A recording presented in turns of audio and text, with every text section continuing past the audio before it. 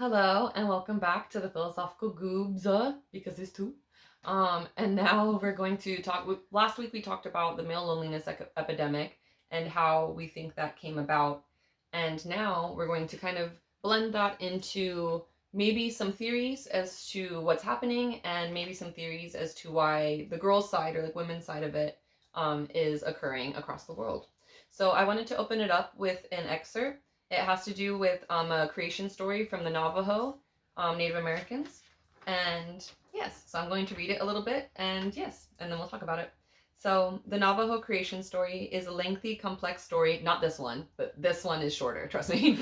Is a complex story that details the origins of 5 worlds. It opens up with the emergence of an insect-like people from deep within the earth, describing how they made their way to the surface, where in time they evolved into Earth's surface people and formed the human clans. As the people became more complex, they learned how to mitigate evil with good by developing relationships with the supernatural powers and amongst themselves. A major theme in this tension between male and female that results in disharmony and destruction, which I think is analogous to kind of now a little bit. Right. In Navajo thought, the quest for sexual harmony epitomizes the universal patterns for attaining harmony in all relationships: earth and sky, night and day, mortals and immortals, summer and winter. Previous to this selection printed here, the story details how first man learns of first woman's infidelity and strikes her, thus causing her to flee to her mother, Woman Chief. In anger, Woman Chief berates first man, telling him that he is the braggart who claims cosmic importance, although in reality, she says, all things ripen through her. Following this insult, the men remove themselves from the other side of the stream, or to the other side of the stream. For 4 years, the men and women are separated. During this time, hardships take place for both groups, but especially for women who deteriorate when left alone to themselves. After a council, first man sends a raft to bring the starving women across the stream. The sexes are reunited, but a flood threatens their survival. To escape the water, the people climb through an opening in a fast-growing reed plant that takes them to the surface of the 5th world. The story continues as follows. It is said that with one more room in the 5th world, the people began to travel. First, they journeyed east, and after 1 day's walk, they reached White Spot on the earth. There they camped, and during that night, a young woman gave birth. She was a beautiful maiden who, during the separation of the men and the women in the world below, had reached the age where she longed for the company of a man. So early one morning, she had torn off an antelope horn, which was fuzzy at the time, as growing antelope horns usually are, and after warming it all day in the sun, in the light, she had inserted it into herself. Cavity. Yeah, as darkness fell. With it, she spent the whole night trying to make bijous. I don't know if I'm pronouncing that right. And basically pleasure, basically. And so now she was bringing forth the fruit of that self-abuse, and in this term they call it self-abuse. And in this term they call in this story they call self-pleasure abuse. So, or self-abuse. So in this self-abuse, the fruit of her loins, an offspring that looked nothing like an ordinary child. Instead, this infant was round, misshapen creature with no head. And so when the people saw it, they were frightened and ashamed. So they held a council and decided that this baby should be abandoned. They threw it into a gully and left it there to die. Nonetheless, it lived, as they were to learn. It would grow up and become a terrible creature, deluged. I don't know, Delgid or something like that. Delgid. Oh, okay. Yeah. The horned monster, and eventually he would destroy many of the people. Oh, and also interesting, a horned monster, because like if you think of like Christianity and stuff like that, you know, maybe you might think of something analogous. Yeah. The next day, after traveling further to the east, the second woman goes into labor. She had abused herself during the separation of the sexes with an eagle wing and gave birth to Monster Eagle, who later would carry away many people. No offense, but we could kind of use that now. No, yeah, they're destroying everybody with their with their needs. Yes. Again, on the next day, after traveling further to the east, a third woman who had abused herself with a stone gave birth to a monster who kicks people down the cliff, a creature that would cause many people to be crushed in the canyon. Finally, after traveling another day to the east, the fourth woman who had abused herself with a cactus gave birth to twin mutants, known as the monsters that kill with their eyes. These mutants would flee to the brush and later paralyze many with their deadly stare. Then the story continues. This explains how monsters came to exist in this world, bringing disorder wherever they went. Such creatures were the fruit of transgressions that took place in the fourth world, where the men and the women were separated. Like the men, the women could not endure living apart, and for as long as they lived separately, opposite banks of the same stream, both groups made mockery of marriage and of self pleasure/abuse. As the march to the east continued, other monsters were likewise born. They too were the result of the foolish quarrel that had taken place between the first man and the first woman. Still other monsters sprang from the blood that was shed during the birth of the first four, and all of them would likewise grow up, as the people would soon learn. They would all become enemies and destroyers. Soon they would begin to lurk under rocks and cliff paths. They would spring upon passersby and kill them. Then they would devour them. And because of those monsters, the people would live in daily fear, as it is said. And then the final excerpt just talks about like going on, because the book isn't all about that, but that's just the creation story. Yeah. So like coming out of that and thinking of wow, where we were with like male loneliness epidemic, which was our topic last week.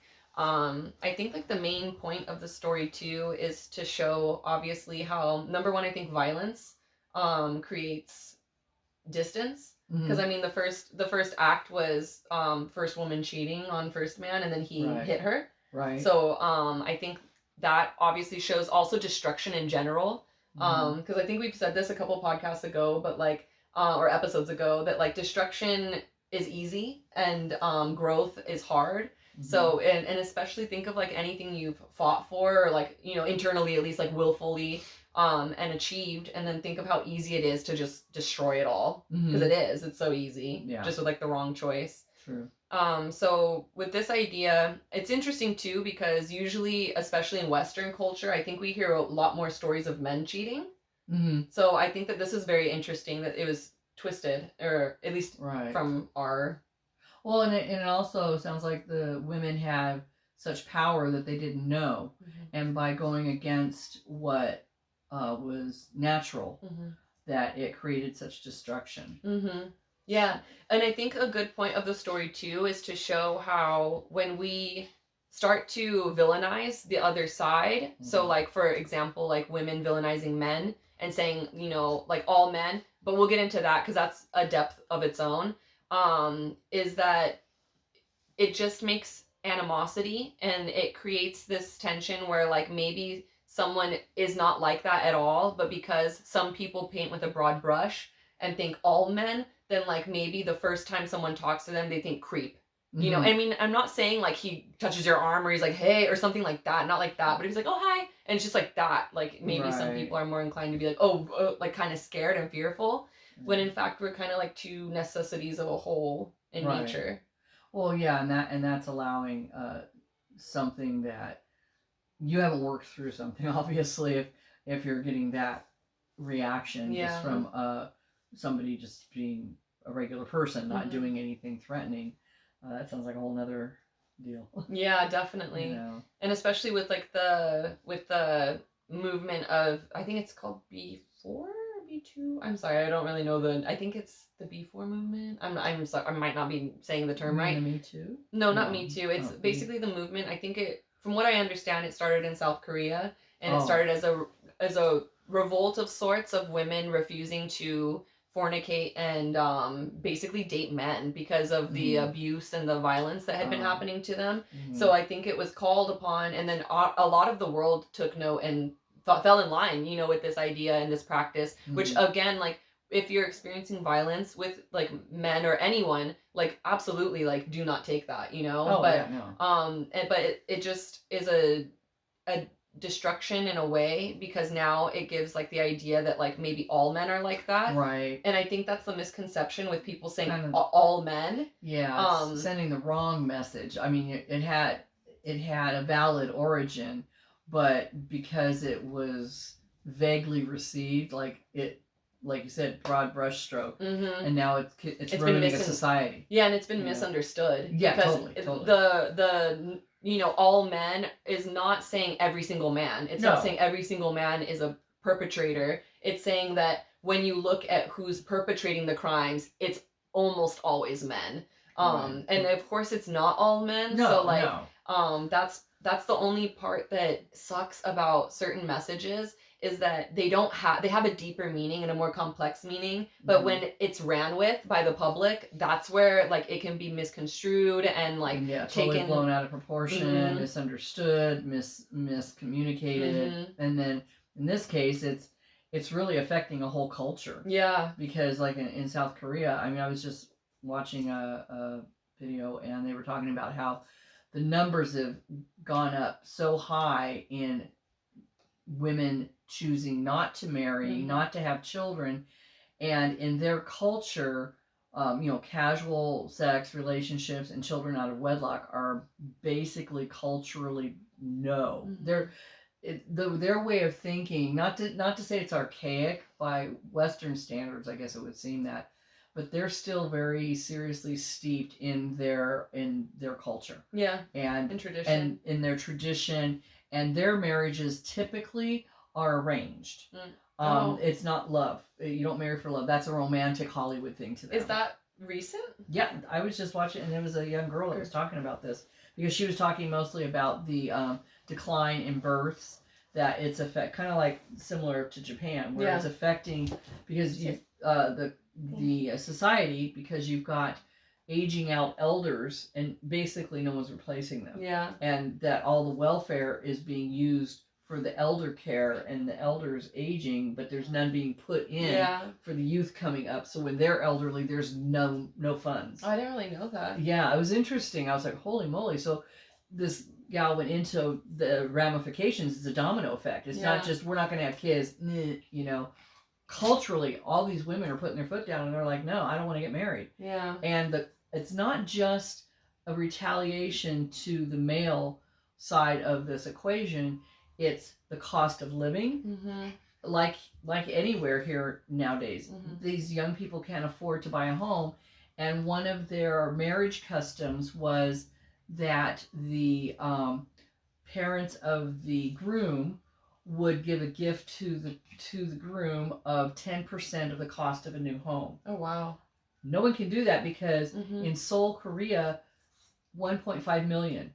That's base, and that's in American dollars. Oh, okay. So no one can afford it. So the parents are not expected to come up. Not everybody's a millionaire, and so that tradition is being brushed aside because no one can fulfill that, and so it's taking these customs away to the point where, what are we doing? And if they only will accept marriage to procreate and grow a family, and people can't afford to get married and be a couple, there it goes. And if you have kids out of wedlock, that's unacceptable to their society still. But they said their government's working on possibly allowing the same benefits that married couples get for having babies to non-marrieds to have babies. That would be awesome. But there's a lot of discussion, and people are saying that. So now you're saying marriage is not a big deal. Skip marriage because this is so easy to get out of, and now you might create another problem having all these babies and no fathers sticking around. So it's still in discussion. Well, they haven't moved forward with that, but I don't know. Yeah, and in that regard, it becomes a utilitarian argument of what for the country is more valuable. Is it more people to put into that culture, or is it sticking to tradition? Well, and their military is being affected because they don't have any the head count of youth going in to their military, which I think they do right out of school. They go right in for I don't know how many years. I think it's 2. Yeah. It's just an automatic, and so their numbers are way down in that. Yeah, and that's as time goes on, that's less and less and less. Well, I mean, because then you're talking about a country's power, and then if you're and they're right next to North Korea, so they're like. Yeah, I can see it. We're in trouble. So Which is, it's a big thing. In like a weird way, it's kind of cool because it's kind of radical that like girls can affect things that much. No, well, and again, it goes back to the story. The power that women have that a lot of us don't realize. But and like I think what's important of the story too is the fact that the power that we have and that women have that we don't realize, but coupled with the idea that we have that power, but also, like we said kind of before, like we're 2 pieces of a whole that need each other still. Yeah. Oh, exactly. So, like, and like the women, like they said, were miserable, not miserable, but had a lot of detriment by themselves and still had like certain, like, necessities that would be fulfilled by a partner. So yeah, as much less like procreation. So I can see how that's happening, and especially like multiple countries are having declining birth rates, like Japan here. We have a lot of places around the world. Right. Well, and I think a lot of it can go back to, you know, women having to work, women wanting to work. You know, back before the sexual revolution, women like, were trying to get and like careers, like kind of freedom too. Just because to two sides of the same hole. But the thing is, I think we're going through growing pains right now because we had it before, at least in America, where we had to be reliant on a man because we couldn't have our own credit cards, couldn't have our own bank account, property, you know, and it meant security, like many other countries. So it was a dependency. And I think the thing that's being twisted is that males have been treating each other and teaching each other, and maybe women have been teaching them too, I don't know, that your value comes from what you can provide. And if you can provide a woman with assets because they need to depend on you for assets, that's where you shine. Where now that women aren't dependent on those assets, now men, I think, and boys feel threatened that they can't provide anything, and even if they did, what is it worth if she has everything she needs? That's it. And see, we're able to buy our own houses and cars and things and save our own money. And then we have the buffed stat. What do you need the guy for? Yeah, and then we except for, you know, the sperm. Yeah, and then we have the boosted stat of being the ones that give life and birth life. But I think also, like, through a lot of stories I've heard, both from friends and from reading, a lot of times, like, women and girls have been looked down upon, even though we're the ones that provide life.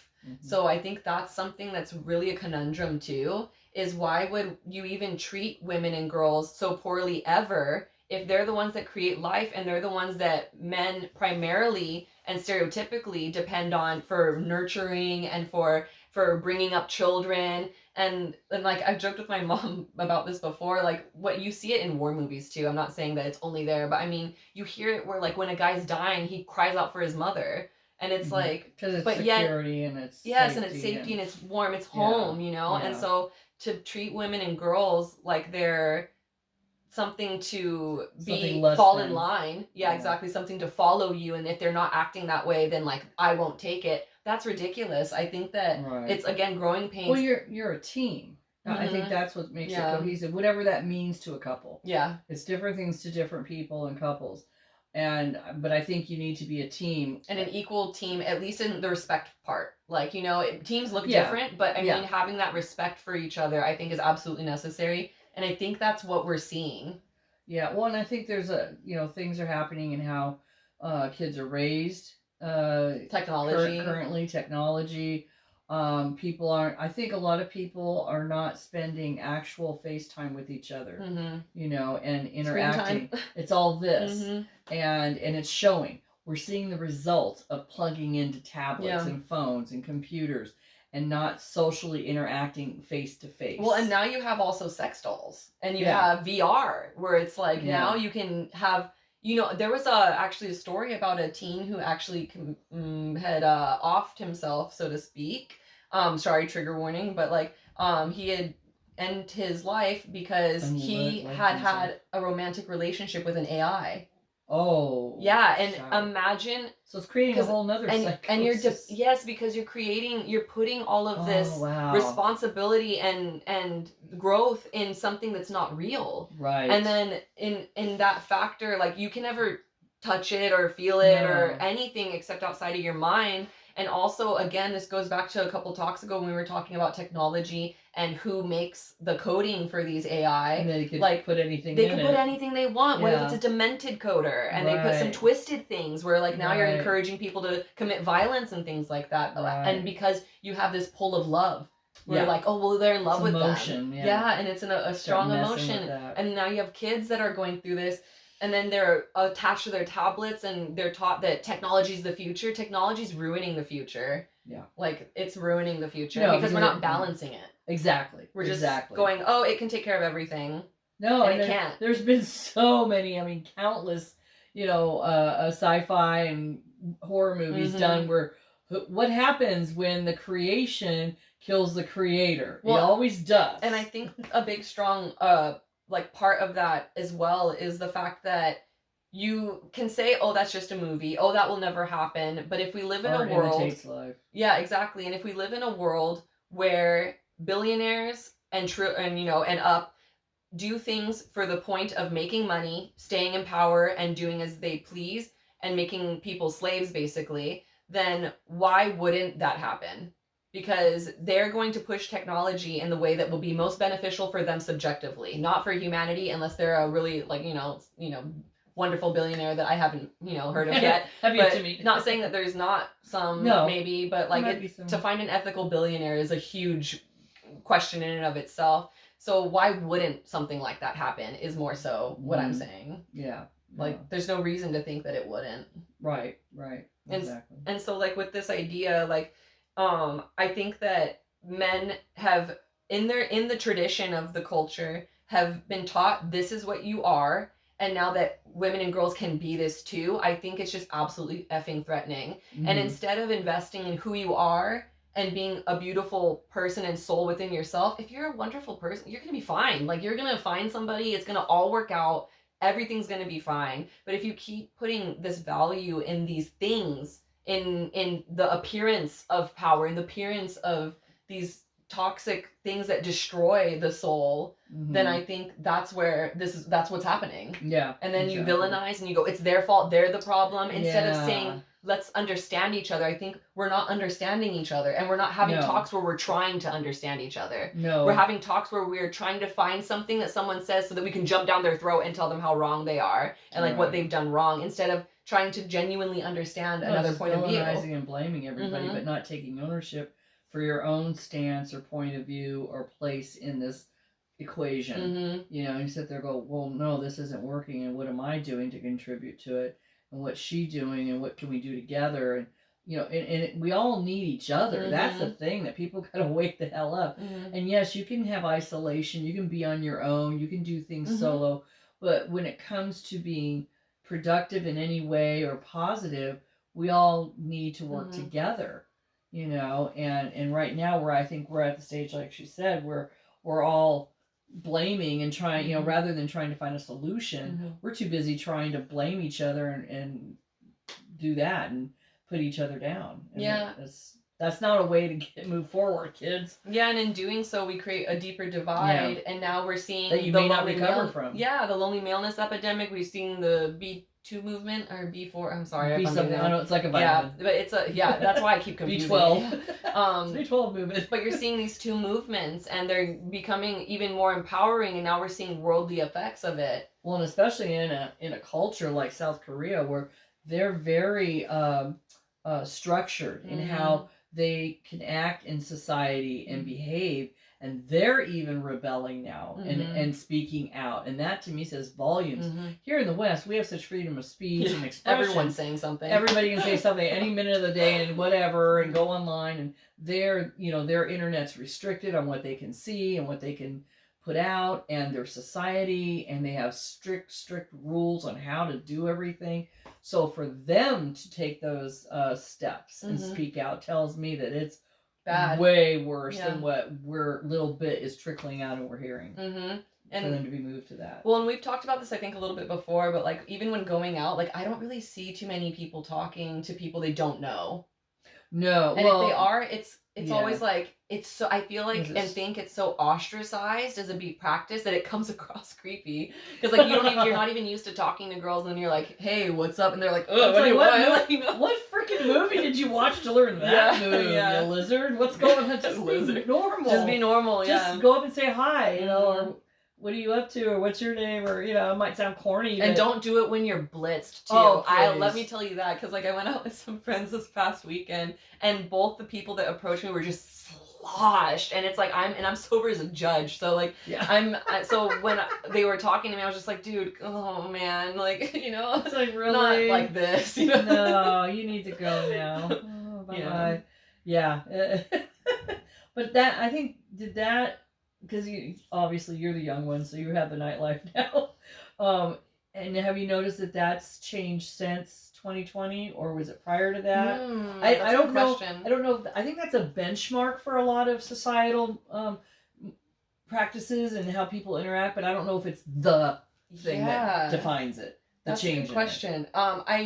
I've noticed since COVID and a little bit before COVID, that people were definitely apart more. Definitely staying to their group, not interacting with another group, especially if you're not alone. Because I don't go out alone. No. I always go out with my friends, and when I'm with my friends, and I know that's hard too, like to approach someone if they're in a group of friends. Well, yeah, but like that always is kind of difficult. Yeah, but there's always a moment where they go to get another drink, or they go to the bathroom, or like maybe they're not there to like talk to people that night or something. But most of the time, people are pretty open, and I think if you go into it without intention, I think that's the problem. Right. Is a lot of it is you look like you're on the make. You look like you're on the make, yes, and it's always not always, but it's been more that than not. Yeah. Instead of coming into it with just wanting to get to know someone, because what if you like think she's hot or whatever, or vice versa, you think he's hot or you think they're hot, and then they open their mouth and you're like, oh gosh, this is like a horrible person, you know what I mean? Yeah, right. Well, just stand there. Because it happens. Yeah, it happens. Or they'll start talking and you're like, oh, you know, ruin the illusion. Sorry. So like also go into it with that too, because like it's just easier. Well, I think societal wise, especially with the youth, because we went through so many changes with 2020 and stuff, and with isolation, and now if it happened at a time when I think the teenagers of that era, because that's a tough time anyways, to be young and be venturing into the world and figuring it out, and not having social practice. No, and then we got shoved in a basement for a couple of years, and now they come out and they're like almost 20, going, what? Okay, how do I do that now?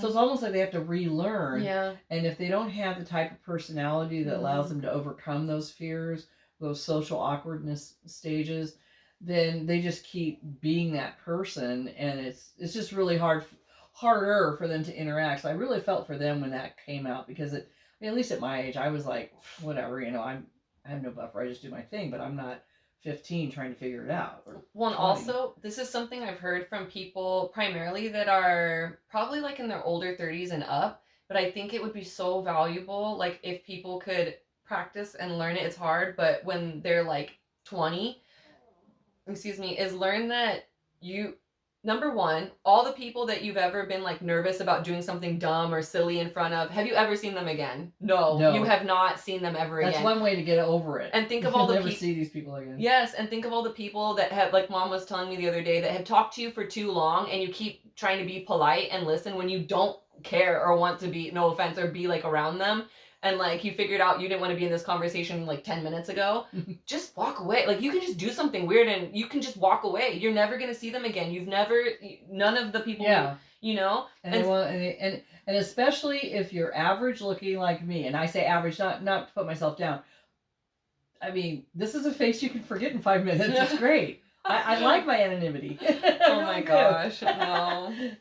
But like, nonetheless, even if you were like, and then like walked away, that would be funny. And it gives someone a story. Like, who cares? You're never gonna see them again. She barked at me and walked away at the bank. And like I said, like all these people I've heard from growing up, they were always in like that age range.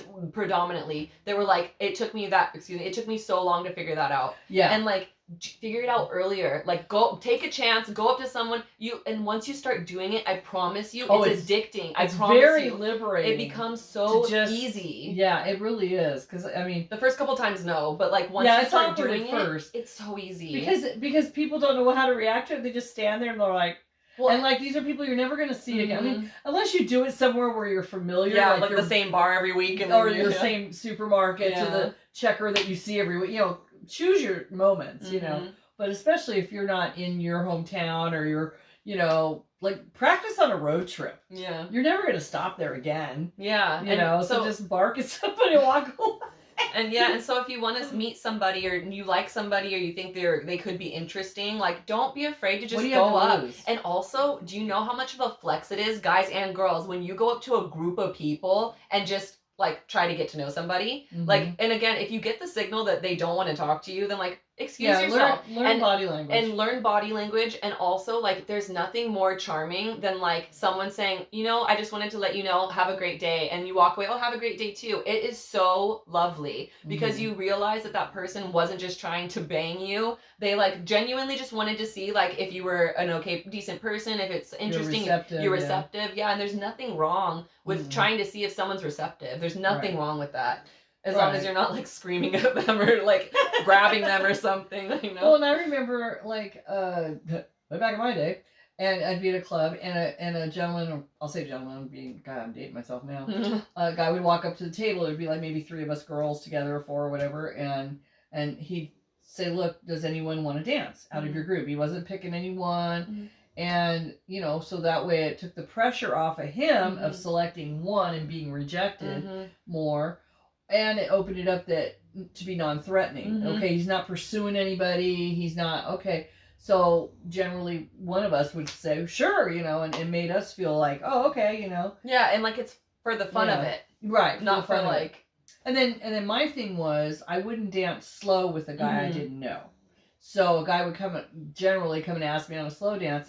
And I would say, no, this is my test. I would say, no, I don't dance slow. But when a fast song comes on, come back and ask me. And most of the time they would, and I would definitely dance with them. I told them I would. Because I was true to my word. I wasn't just talking smack in the club because you're standing right there. You know, and so that way, then he knew I wasn't being a jerk, you know. But I had respect for myself, and boundaries, yeah. Yeah, I had to make boundaries because the first time I was very young, I was like barely, I don't even know if I was 18 yet. And I was at Dillon's in Westwood. And I got groped profusely on a slow. I didn't know. I was like just out of high school. This is dancing? And I was like, oh my God, I think I've been violated. So ever since then, it was like my friends like, oh yeah, you got to not dance with guys slow, man. I'm like, I didn't know. God, I need like 5 showers. You know, it was scary, but I learned. Yeah. So basically, getting back to our topic is like. What I'm saying is like encouragement to bridge the gap and to maybe like have a conversation with somebody that is maybe a little more either a misogynist or misandrist or whatever-ist, you know, and maybe like try and bridge a gap. So I don't know, like it just takes, honestly, you never know what someone can say to like make a aha moment happen, and you know, food for thought. And as long as you're not attacking somebody and you're just saying it in a way that's almost like a Socratic dialogue, which we can get into next time, which I think we will, because I'm trying to get her to read Socrates, but he's a love-hate, you know, he's a love-hate. And so love to hate him.